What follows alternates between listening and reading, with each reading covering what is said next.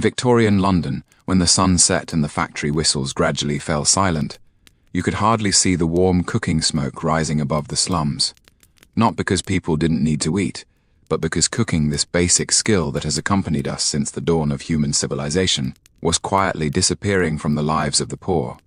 This disappearance didn't happen overnight.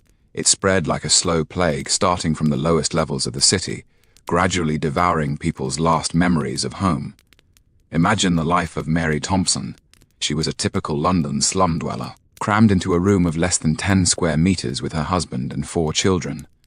This room served as bedroom, living room, and their entire living space. In the corner of the room there was a small fireplace, but it was cold most of the time. Not because Mary didn't want to make a hot meal for her family, but because the price of coal was enough to bankrupt the household. Her husband John worked as a docker at the wharf, working 14 hours a day, earning meager wages barely enough to buy bread and potatoes. If they were to buy enough coal to cook a decent dinner, the family would have to go hungry for 2 days. And so, Mary learned a new art of living, how to feed a family of 6 without making a fire. She would go in the early morning, just as the bakery opened, to buy yesterday's leftover bread at half price. Though the bread had already gone hard, it could still fill their stomachs after being soaked in cold water. At noon, she would take the children to the small stall at the street corner, where a vendor named Tom specialized in selling boiled potatoes. Though these potatoes had gone completely cold for the hungry children, they were still precious food. Mary's story was not an isolated case. Throughout the slums of the entire Victorian era, thousands upon thousands of families were repeating the same pattern of life. Cooking, once the core activity of family life, was being replaced by a new survival strategy, relying on street food. Behind this transformation was an interweaving of a series of complex and cruel realities. The high cost of fuel was only one aspect of the problem. Even more serious was the extreme scarcity of space. In the slums of London's East End, a 3-story house might have to accommodate more than 20 families. The space allocated to each family was often just a small room, or sometimes not even a room at all, just a corner partitioned off in a large room with rags or wooden boards. In such an environment, making a fire to cook was not only a luxury but also dangerous. Wooden houses, crowded people. Once a fire broke out, the consequences would be catastrophic. Time, too, had become a luxury these families couldn't afford. John had to rush to the docks before dawn every day and couldn't return home until late at night. Mary had to take care of 4 children, while also doing needlework to supplement the family income. When John dragged his exhausted body home, he faced a difficult choice: spend precious time and fuel to prepare a meal, or simply buy some ready-made food and rest as soon as possible to save energy for the next day's labor. For families like this, the answer was always the latter. It was against this backdrop that Mr. Sawyer's charitable cookery seemed particularly ironic. This well-meaning gentleman tried to teach the poor how to make delicious food under limited conditions, but he seemed to live in an entirely different world. When he described in detail how to make beef pudding in his book, did he ever consider that for people like Mary who couldn't even get enough bread to eat, beef was such an unreachable dream?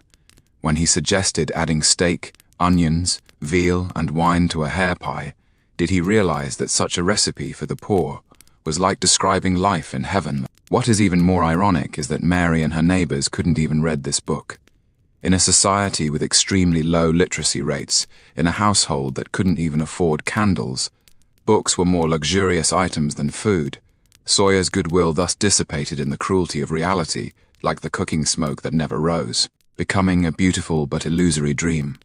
When home kitchens disappeared, street food filled this void, but this filling brought not relief, but new predicaments. On the streets of Victorian London, you could buy all kinds of cooked food, steaming hot pies, fragrant baked potatoes, tempting-looking meat products. For exhausted workers like John, these foods not only solved the hunger problem, but more importantly, they saved precious time and fuel. However, hidden behind this convenience was enormous risk, a threat more terrifying than hunger. Street vendors quickly discovered that the poor's craving for food could be easily exploited. They began collecting leftover food discarded by wealthy households, reprocessing it and selling it as fresh food. A piece of bread bitten once at a noble's table, after simple treatment, might appear on a stall in the slums, marketed as freshly baked goods. This deception was so common at the time that people had become accustomed to it. After all, for those who had survived for days on nothing but water and breadcrumbs, the source of food no longer mattered. What mattered was filling their stomachs, even if only temporarily, but something even more terrifying was yet to come. When the skill of cooking disappeared from the lives of the poor, what was lost was not just a survival ability, but a cultural heritage. Mary's mother had once taught her how to blend spices, how to control the heat, how to make simple ingredients delicious. But now, Mary couldn't pass this knowledge on to her own daughters. Her daughters grew up not knowing how to start a fire, not knowing how to season food, not even knowing what real food was. Their taste buds had been shaped by the street vendors' inferior food, their eating habits distorted by poverty. This cultural rupture had far-reaching effects. When these children grew up, they couldn't provide better dietary education for their own next generation, and poverty and ignorance were passed down generation after generation, forming a vicious cycle that was hard to break. In this cycle, hunger gained a new definition. It was no longer merely a lack of food, but a more complex phenomenon. It was the loss of skills, the rupture of culture, the poverty of time, the absence of choice. The poor of the Victorian era created an entirely new way of survival, an art of living built on compromise and adaptation. They learned to find food under the harshest conditions, learned to sustain life with the most limited resources, learned to maintain hope in the most desperate circumstances. This art of hunger wasn't beautiful, but it demonstrated the astonishing resilience of human adaptability. When all traditional ways of life were stripped away, people could still find ways to survive, even if those ways were so imperfect, so full of risk. When night fell and the Victorian slums sank into darkness, beneath those rooftops without cooking smoke, people were waging a silent struggle. They struggled against hunger, against poverty, against despair. In this struggle, cooking, the most basic human activity, became the first casualty. But this was only the beginning. When people lost even the basic ability to prepare food, the street foods they were forced to rely on hid secrets far more terrifying than hunger itself. Behind those stalls that seemed to save the poor, a darker world was quietly unfolding. Mary Thompson had never imagined that Tom, who sold baked potatoes at the street corner every day, would become the instigator of her family's tragedy. It was a cold November evening, and London's fog was thicker than usual, as if it wanted to swallow the entire city. Mary, as usual, took her youngest son, little William, to Tom's stall to buy dinner. Tom was always full of smiles, and his potatoes looked golden and tempting, giving off a mouth-watering aroma. But what Mary didn't know was that the tempting golden color came from a chemical called lead chromate, and the appetite-inducing aroma was a disguise emitted by rotten potatoes after special treatment. On the third day after little William ate the potatoes, he began to vomit. At first, Mary thought it was just an ordinary stomach upset, but the child's condition deteriorated rapidly. His skin turned waxy yellow, his eyes became unfocused, and finally, on a cold night, he stopped breathing. The neighbors all said it was God's will. Children of the poor were prone to dying young, but Mary always had an inexplicable doubt in her heart. What she didn't know was that on the same street, 3 other children had died that month, and they had all been regular customers at Tom's stall. Such tragedies were not uncommon in Victorian London. They spread like fog through every corner of the slums, silent yet deadly. When the poor lost the ability to cook at home, they had no choice but to entrust their lives to those street vendors. But many of these vendors were actually poison peddlers dressed in merchants' clothing. They exploited the desperation and ignorance of the poor, packaging death as food and disguising poison as salvation. In the Victorian era, food adulteration had developed into a precise science, a dark art with profit as its goal and lives as its cost. Bakers mixed alum and plight into flour to make bread look whiter and fluffier, but these chemicals would slowly erode people's digestive systems. Milk sellers diluted milk with lime water and starch, then added copper sulfate to restore the milk's color. Such milk not only had no nutritional value, but also contained toxins lethal enough to kill. Candy manufacturers used lead-containing pigments to make colorful candies. And while children enjoyed the sweetness, they were also slowly being poisoned. The most outrageous was the adulteration of meat. In London's meat markets, you could buy all kinds of fresh meat, but much of it came from animals that had been dead for days. Vendors had a complete set of techniques for processing this rotten meat, first fumigating with sulfur to mask the putrid smell, then using carmine to restore the meat's bright red color, and finally sprinkling spices to add an enticing aroma. Rotten meat processed this way looked almost indistinguishable from fresh meat under the dim gaslight, but it carried all kinds of deadly bacteria and toxins. Jones Smith was the owner of a small butcher shop in London's East End. His business was very successful because his meat prices were always half that of other merchants. The poor flocked to him thinking they had found a kind-hearted businessman. But John's secret was that he never sourced from legitimate slaughterhouses. Instead, he specifically purchased livestock that had died during transport, as well as diseased animals that had been culled due to illness. He had a special basement filled with various chemicals and dyes. This was his magic workshop, where rotten meat was transformed into fresh goods. Joan didn't think he was harming anyone. If these poor people didn't buy his meat, they would just go hungry. At least he was giving them a choice. This twisted logic was very common among food adulterators of the time. They rationalized their actions as a form of charity, a way of helping the poor obtain affordable food. But the reality was that this affordable food was slowly killing the very people who needed help the most. Tea was another disaster zone for counterfeiting. Real tea was too expensive for the poor, so various tea substitutes appeared on the market. Vendors collected used tea leaves, dried them again, and resolved them. This was still a relatively harmless practice. What was worse, they used various plant leaves to pass off as tea, locust tree leaves, willow leaves, and even poisonous belladonna leaves. To make these fake tea leaves look more authentic, they would add iron filings and graphite to increase weight, and use verdigris to adjust the color. Emily Brown was a widow who made her living as a washerwoman, brewing a pot of tea every evening to comfort her weary body and mind.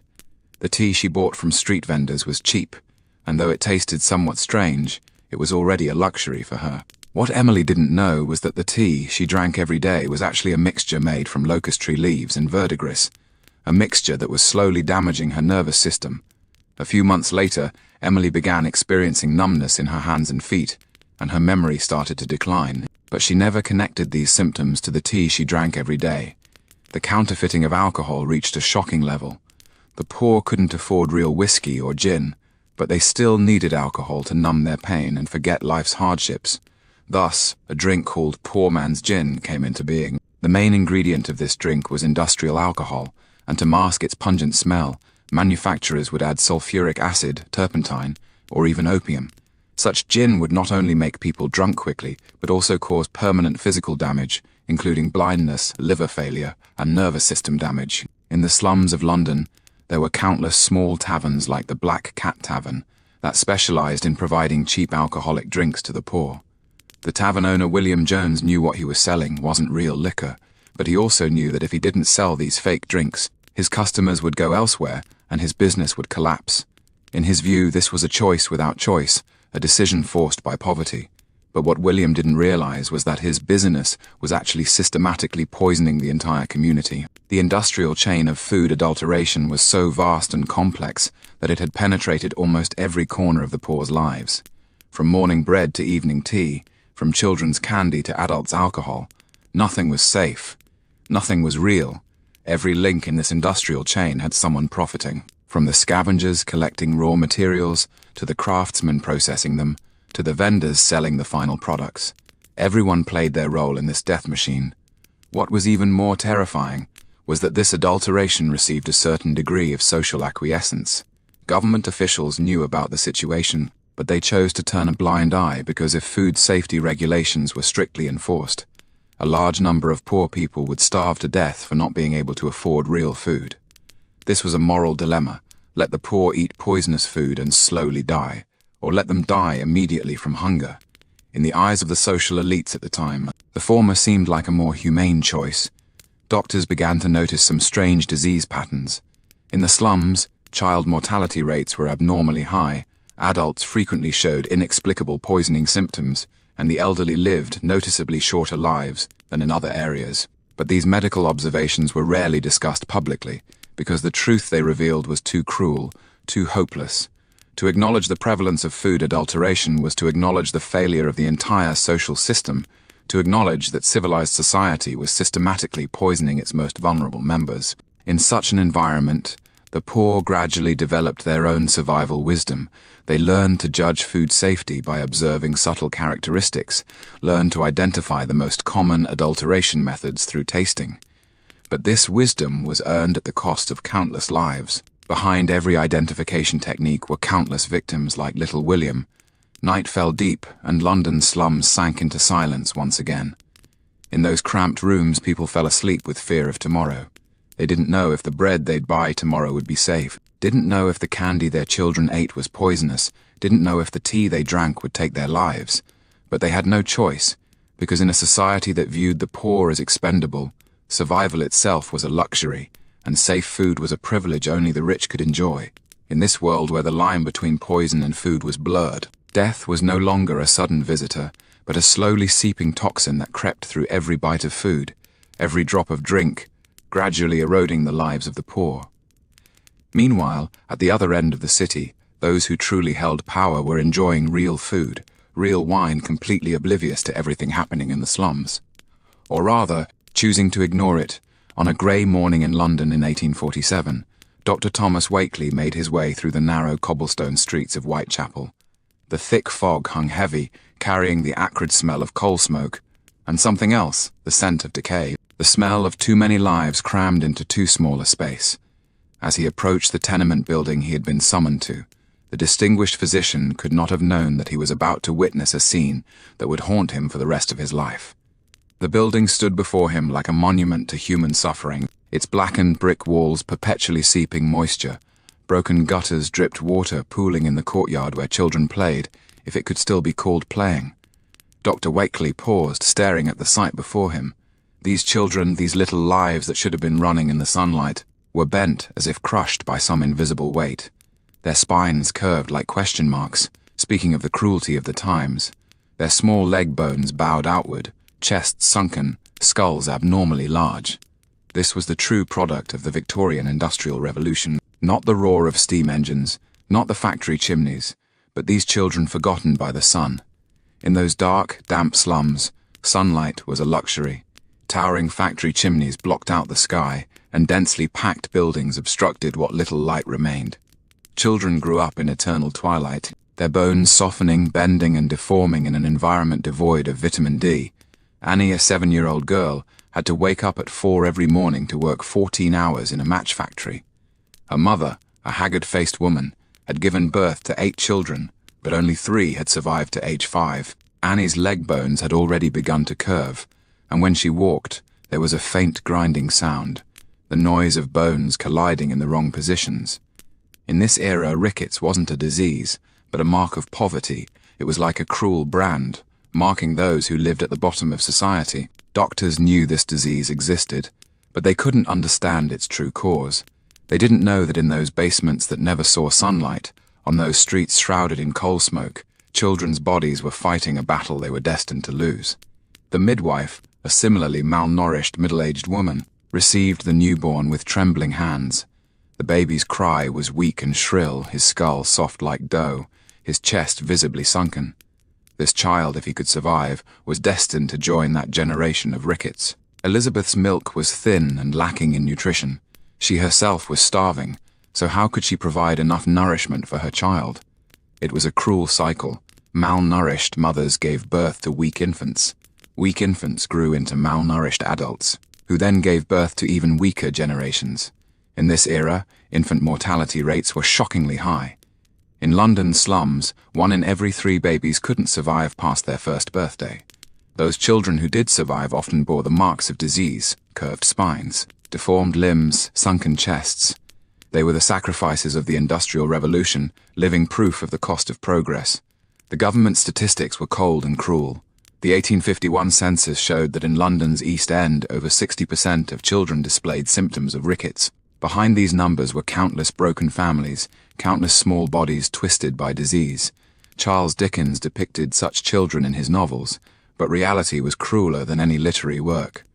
In Thindy Oliver Twisty, Oliver Twist could at least say, "Please, sir, I want some more." But in the real slums, many children didn't even have the strength to speak. Medical records show that these children suffering from rickets were on average 15–20 centimeters shorter than middle-class children of the same age. Their bone density was only half that of normal children, and many had teeth falling out before the age of 10. This was not merely a personal tragedy, but a symptom of the entire social structure's disease. In the textile mills of Manchester, 10-year-old William Brown worked 16 hours a day. His spine had already begun to curve from bending over machines for extended periods. Factory owners preferred to hire these children with rickets because their small stature made it easier for them to crawl under machines for cleaning and repairs. These children's wages were meager, only a few pennies a week, but this was already an important source of income for their families. They spent their childhood amid the roar of machines, breathing in toxic cotton fibers and dyes, their lungs gradually filling with fibers, their bones further deforming from repetitive labor. The factory windows were few, and even those that existed were blocked by thick coal smoke. These children never saw real sunlight all year round, their skin pale as paper, their eyes gradually losing their luster in the dim environment. They were gears on the machine of the Industrial Revolution, sleepers beneath the train of progress, supporting the weight of a new era with their curved spines. On the streets of London, homeless children survived in even more desperate ways. They slept under bridges, ate from garbage, and huddled together for warmth on cold nights. Rickets was even more prevalent among them, as they couldn't even guarantee the most basic food. These street children formed their own society, with their own rules and hierarchy. Those who were relatively healthy became leaders, while those with severe rickets were assigned lighter tasks, like keeping watch or begging. In this cruel world, even the weakest lives were searching for their place. The medical community at the time had extremely limited understanding of rickets. Doctors observed the symptoms, recorded cases, but knew nothing about the cause. They tried various treatments, bloodletting, laxatives, various herbs, but none were truly effective. Some doctors began to suspect that this disease was related to living conditions, but they couldn't pinpoint the exact problem. Sunlight, fresh air, nutrition, these seemingly simple needs were unattainable luxuries for slum residents. Medical journals were filled with discussions about rickets, but these academic debates meant nothing to the children suffering from the disease. Scientific progress always lagged behind real needs, and in that lag, countless lives faded away in pain. What was even more heartbreaking was society's indifference to this phenomenon. The middle class and upper class lived in their own worlds, rarely setting foot in the slums, let alone caring about the health of the children there. To them, these curved spines and deformed limbs were just the inevitable price of industrial progress. The government's attitude was equally cold. Although some charitable organizations tried to help, their strength was insignificant compared to the scale of the problem. Legal protection for child laborers was extremely limited and poorly enforced. Children continued to toil in factories, wander the streets, and struggle with disease. This indifference was not just a moral failure, but a flaw in the entire social system. A society that allowed its children to grow up in disease was destined to face the judgment of history. However, even in the darkest moments, a glimmer of hope still existed. Some conscientious doctors began venturing into the slums, documenting everything they saw. Some philanthropists began funding schools and hospitals. Some writers began using their pens to expose the dark side of society. These efforts, though small, are seeds of change. In the years to come, these seeds will take root and sprout, eventually transforming society's entire attitude toward children's health and welfare. But for those children already living under the shadow of rickets, this change came too late. The lullaby of rope beds and wooden boxes when London's gas lamps began to flicker on the streets of wealthy neighborhoods. The slums of the East End sank into deeper darkness.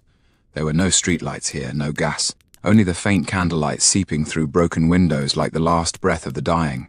On this forgotten land, hundreds of thousands of people were struggling for one of the most basic human needs. Sleep. William Brown dragged his exhausted body through the muddy alley. He had just finished 14 hours of loading and unloading work at the docks. With only a few pennies in his pocket, his entire earnings for the day. Now he faced a choice he had to make every night. Spend tuppence to rent a rope bed at a cheap lodging house, or spend a penny to find a corner in a basement to spend the night. This was not a choice about comfort, but a calculation about survival. Every penny meant a bite of bread tomorrow. Every decision could affect whether he would survive this winter. In Victorian London, sleep was no longer a gift of nature, but a commodity that had to be purchased with money. In a dilapidated building in Whitechapel, John McGregor ran a rope bed inn. This was one of the most creative commercial inventions in the slums. In a long, narrow room, A thick rope was strung from one end of the wall to the other, and guests could sleep draped over the rope for 2 pennies a night. The idea sounds absurd, but at the time it was a stroke of genius. The room could accommodate 50 people, while traditional beds could only fit 20 at most. Rope beds required no mattresses, no sheets, and maintenance costs were virtually zero. For those who couldn't afford even the cheapest beds, the rope bed offered something that could barely be called sleep. William chose the rope bed. He walked into that room filled with the stench of sweat and despair and found an empty spot. The rope dug into his chest and abdomen, but he had grown accustomed to this discomfort. To his left, an old man was coughing, blood-flecked spittle splattering on the floor. To his right, a young woman held her baby, trying to shield the child from the cold wind with her own body. For those slightly better off poor, there was another option. The 4-penny coffin. This was a wooden box, just long enough for an adult to lie down in, and only wide enough to fit one person. The box had a lid, which could provide some privacy and warmth. Mary O'Connor was a laundress who rented a 4-penny coffin every night. As she lay in this narrow wooden box, she often imagined herself truly dead, so she wouldn't have to worry about tomorrow's livelihood anymore. The inner walls of the box had been soaked by the body heat and sweat of countless people, giving off a peculiar smell. The scent of despair and hope mixed together. These wooden boxes were neatly arranged in the basement, just like real coffins. Every night when all was quiet, the breathing sounds, moans, and sleep-talking coming from these boxes formed a nocturne unique to the slums. Sometimes, when morning came, a deathly silence would emerge from one of the boxes. Another weary soul had left this world forever in their sleep. For the poorest of the poor, even a rope bed was a luxury. They could only choose a penny sit-up, finding a corner in a large room and sitting against the wall overnight. These rooms were usually basements or abandoned warehouses, with no furniture at all, only damp floors and mouldy walls. 16-year-old Tom Wilkins was one such guest. He had lost his job at the factory and had only a few pennies left. He chose a corner and sat down with his back against the cold brick wall. Around him, dozens of people sat in the same posture, their heads drooping onto their chests, trying to find a moment of sleep in this impossible position. This type of sleep is called sitting sleep. People learn to enter light sleep while sitting. Although they couldn't get real rest, at least it provided some relief for their exhausted bodies. Many people's cervical spines were damaged from maintaining this posture for long periods, but they had no choice. Poverty not only stripped people of the right to comfortable sleep, but also tore apart family bonds. Many families couldn't afford housing large enough to accommodate all members, forcing them to live separately. A father might spend the night at a cheap inn near the docks. A mother would seek shelter elsewhere with the youngest child, and older children had to figure out their own sleeping arrangements. The MacDonald family faced exactly this predicament. James was an unemployed weaver. His wife Ellen worked at a laundry, and they had 3 children. A family of 5 couldn't afford a complete room, so they had to live apart. James rented a bed in a men's dormitory. Ellen spent nights in a women's dormitory with their youngest daughter, and their 2 sons wandered the streets, looking for any place that could shelter them from the wind and rain. This separation caused tremendous damage to family relationships. Couples lacked opportunities to communicate. Parents couldn't care for their children, and the bonds between siblings gradually faded with distance. Many families completely fell apart under this pressure, with members going their separate ways toward different fates. The crowded, filthy, poorly ventilated living conditions became a breeding ground for various diseases. With dozens of people crammed into one room, any infectious disease would spread rapidly. Cholera, typhoid, tuberculosis. These diseases ravaged the slums, claiming countless lives. The owners of rope-bed lodging houses rarely cleaned their facilities, as it would increase costs. The same rope might have been used by hundreds of people, covered in sweat, blood, and various bodily fluids. The same wooden box might have accommodated dozens of guests in a single month, some of whom might have had infectious diseases. But the poor had no choice. They could only accept this risk. Doctors rarely visited these places, and even when they did, they couldn't provide effective treatment. Medicine was expensive, medical costs were high, and for those who had to pinch pennies just to sleep, seeing a doctor was an impossible luxury. Many died quietly from illness, their bodies hastily buried without tombstones, without mourning. In this cruel world, children were the most helpless victims. They were forced to face the brutality of the adult world prematurely, struggling for basic survival at an age when they should have been enjoying the joys of childhood. 7-year-old little Annie spent every night in a different place. Sometimes she would squeeze into the women's dormitory with her mother. Sometimes she would hide under bridges with other street children. Sometimes she even had to spend the long nights alone on the streets. Cold, hunger, fear, these became the entire contents of her childhood memories. Many children lost hope for the future in this environment. They couldn't see the possibility of education, couldn't see the chance to change their fate, and could only accept the destiny of poverty. Some children began stealing, some children became beggars, and some children died prematurely, ending their short and painful lives. Despite the extremely harsh living conditions, among these desperate people, the brilliance of humanity still existed. People would help each other, share what little food they had, and take care of sick companions. In rope-bed hotels, old guests would teach newcomers how to find a relatively comfortable position on the ropes. In wooden box dormitories, people would take turns watching over each other's belongings. This mutual aid wasn't out of moral obligation, but out of the need for survival. In a world without any social security, only by relying on each other could one survive in the cruel reality. These tiny acts of kindness, like starlight in the darkness, though faint, brought hope to people. Women faced additional dangers in this male-dominated slum world. They not only had to endure the same poverty and hunger as men, but also faced the threat of sexual harassment and sexual violence. Many women had to pay with their bodies just to obtain a relatively safe place to sleep. Some shrewd businessmen saw this business opportunity and opened lodging places specifically for women. But the conditions were often even worse. Women were locked in cramped rooms, dozens of them crammed together with no privacy, no dignity. Their situation was even more desperate than men's because society offered them fewer job opportunities and lower wages. London winters were the cruelest test for these homeless people. Without heating, without enough clothing, many died in the cold. Though rope-bed inns and coffin dormitories could provide some shelter, they couldn't keep out the biting wind. Every winter, the death rate in the slums would rise sharply. People froze to death in their sleep or contracted diseases like pneumonia from the cold. When spring came, many bodies would be found of those who had quietly died during winter nights. Their deaths were rarely recorded, even less mourned, as if they had never existed. However, even in such desperate circumstances, some people still held on to their longing for a better life. They believed that through hard work, through frugal living, they could one day escape the fate of poverty. This belief sustained them through one difficult night after another.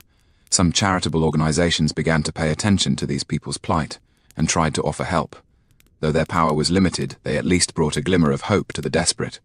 Some religious groups also began spreading the gospel in the slums, and though they couldn't change the reality of poverty, they at least brought comfort to people's spiritual world. When night falls and silence descends, a peculiar symphony echoes through the slums. The groans from rope beds, the rustling of bodies turning in wooden crates, the coughing from corners, and the occasional sobbing, all these sounds blend together, composing a nocturne of poverty. This isn't beautiful music, but a true portrait of human suffering. Each sound represents a struggling soul, each sigh tells of life's hardships. Yet among these sounds of pain, notes of hope are interwoven, the murmurs of people in their dreams, the longing for a better future. As we slowly emerge from the gloom of the Victorian era, it feels like passing through a long, dark tunnel of time. The groans from rope beds gradually fade away, the rustling in wooden crates slowly dissipates. But the echoes of history forever reverberate through the river of time. We thought that era of suffering had become the past, but when we listen carefully to the sounds of the modern world, we find those familiar notes still softly playing in some corner. Standing at the threshold of the 21st century, we look back at that distant era, like standing on a mountaintop, gazing down at the mist in the deep valley. Those numbers, the average height of 1.66 meters, 77% manual laborers, the 2 penny rope beds, they're no longer just cold statistics, but have transformed into stories of flesh and blood, into testimony of human suffering and resilience. This is the complete narration of our Victorian-era Poverty Life Sleep documentary. We've taken a long and profound journey through history. Hope this story can bring you reflection and peaceful sleep on a quiet night.